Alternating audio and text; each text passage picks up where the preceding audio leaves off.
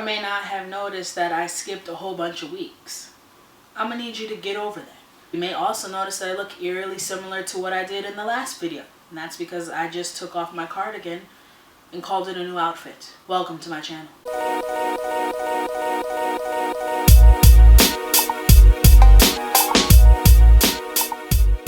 So first and foremost, I want to start this video with a big thank you to you guys. I checked and I had over 500 subscribers, and I was like, who, what, when, where, why, how? And just so lucky to have people who are communicating with me and find my videos useful and think that I'm funny. And I mean, I'm really taken aback, but I appreciate everything. And I always try and write back to your comments in a timely manner. I do work full time, so sometimes there's a bit of a delay, but I always get to you. So I really appreciate it, and I really think that, you know, but I really appreciate it, and I'm so happy that you guys are communicating with me and you're really finding these videos useful. But let's jump into my 17-week update. So I haven't had many things kind of going on. I've had a pretty mild pregnancy so far, so they kind of say that comes with having a boy. It's like just pretty straightforward. I'm having a pretty good time. I feel like myself again. The second trimester has really been a breeze. There hasn't been a lot of symptoms except for exhaustion, and that bad taste thing in my mouth has continued to go on. But I did want to kind of come on here and connect with you on a few things that have happened in the past week or so.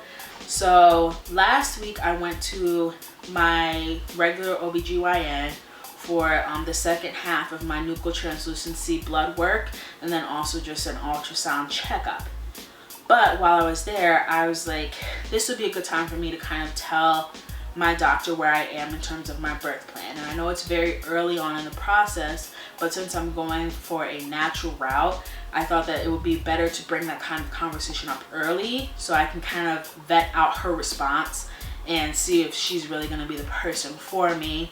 You guys know that I really love my doctor, and I'm just going to say that I am disappointed with her response, but I'm not holding it against her, if that makes sense. So basically at the end of my exam, you know, when they asked, do you have any questions, do you want to talk about anything, I just mentioned the fact that I am really considering having the birth at the birthing center. And the hospital that I'm going to has a birthing center within it, and it's just one floor below the labor and delivery unit. And her reaction was kind of not for it but not against it, but mildly against it. You get what I'm saying? Like, she didn't say yay or nay, but she was kind of leaning towards nay.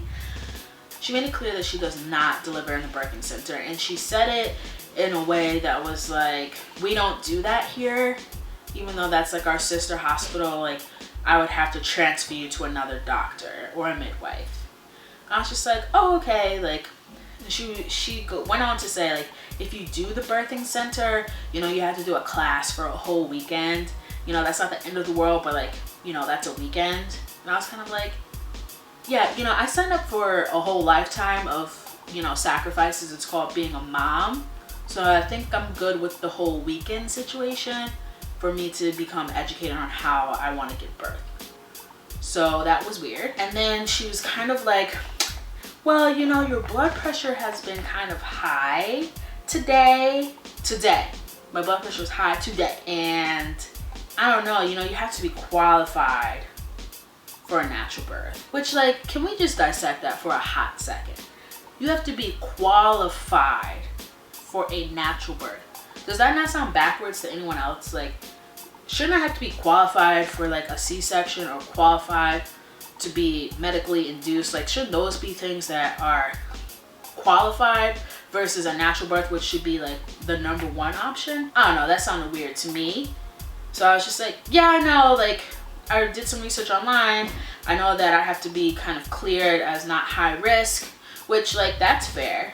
But my blood pressure being high that day, I was like, can you just take my blood pressure again? Because I was kind of like moving around and kind of flustered, moving from room to room. Like, can we just take it again and see if it was just like in the moment? Which it was. My blood pressure went back down to normal after that. So I was just kind of like, that was a weird response. So we're gonna play it by ear and see kind of how we feel about that. But I'm thinking, especially with all of the medical bills, we've spent thousands of dollars and I'm only 17 weeks today. So it's really discouraging. I thought she was gonna be way more down than she was. I thought she was just gonna be a little more encouraging.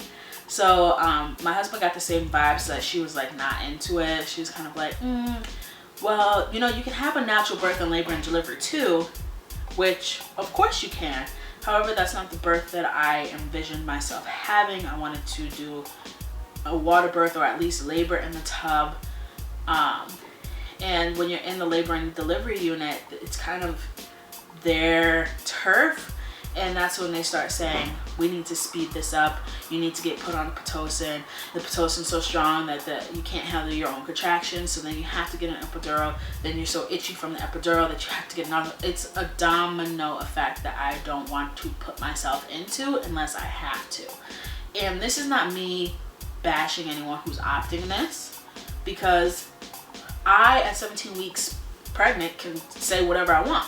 In the situation, I might be like, forget all this, give me the epidural. I don't care if my legs itch. I need to get this baby out of here as soon as possible without any of all of my insides being ripped out. Like, who knows? I might be singing a whole nother song. But Andrea at 17 weeks today wants a natural birth, and that's, I reserve the right to change my mind, and I also reserve the right to fight for the birth that I want. So, discouraging, but to be determined on what is to come from that. Right now it's looking like midwife is the next best thing. She has some people that she can transfer me to, but more to come on that. And then last Friday we went in for our early anatomy scan. And this is also when we found out that we were having a sweet baby boy.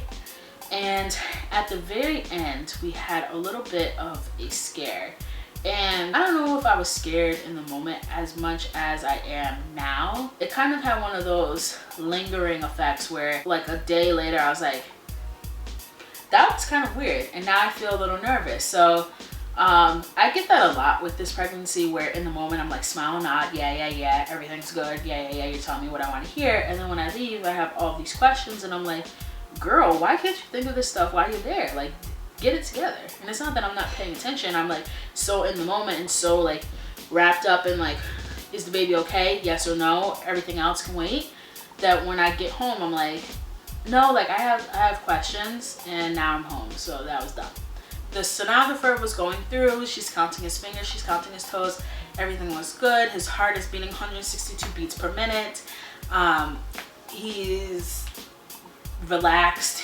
I can see him doing this with his hands. But I told her right when I got there that he's much more active at night, and I'm getting to a point where I can kind of feel some quickening. So I can feel when he's active at night, and during the day I rarely ever get any kind of movements from him, and that's kind of just how it's been.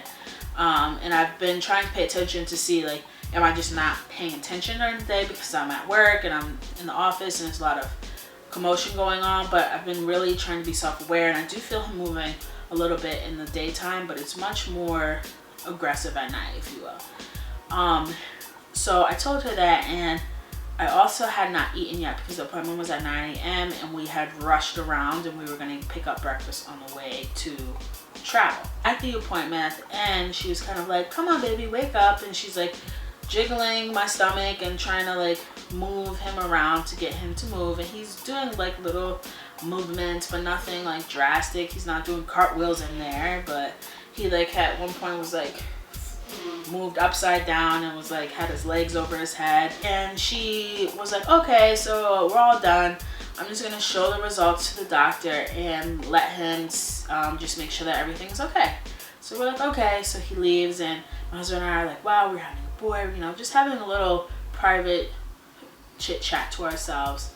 And then the doctor comes in, he shakes our hands and introduces himself, and he says, you know, everything looks fine for now. It's really early on in your pregnancy, so once you come back for your 20-week scan, everything will be a little more clear.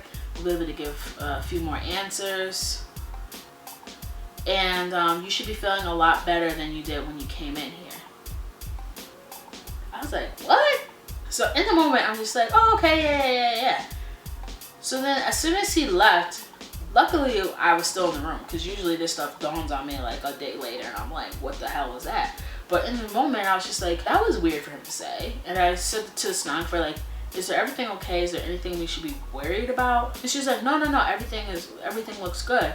You know, just make sure you eat next time before you come in so that the baby moves. So we're like, okay. You know, we just kind of packed up and left. But I just thought that was a little weird. That was a weird thing for him to say. And I think that she was trying not to freak us out, which is why she just went to the doctor and wanted a second opinion on what possibly could be the problem, if it is even a problem. He probably said, don't worry about it. When they come back at 20 weeks, we'll make sure that he's moving around in there. But I don't know, I felt like that was a little weird. I'm definitely a little freaked out, like low-key freaked out about it. But did some research. I've been feeling quickening for a couple weeks now, so I feel good about that. And you know, babies are babies. If he's up all night and he's sleeping at 9 a.m., like, same here. Like, if I didn't have to be there at 9 a.m., I would be sleeping too. I don't know what she wants from me. I don't know what she wants, but it freaked me out, freaked my husband out. I was at the office today and I texted him. I was like, I still feel weird about what that lady said. And he was like, yeah, we're thinking the same thing. Like, we have to get better at asking questions while we're in there. Like, true. But other than that, I haven't really had any cravings, haven't had any symptoms. I've just been plain old Andrea, regular me. So I'm feeling good. I am so appreciative of every single one of you, and I will see you in my next video. I will be better at these weekly updates. I promise. I solemnly swear. So hold me accountable, keep me honest, comment, harass me, do whatever you need to do to make sure that I get these videos up on time. But until next time, see ya.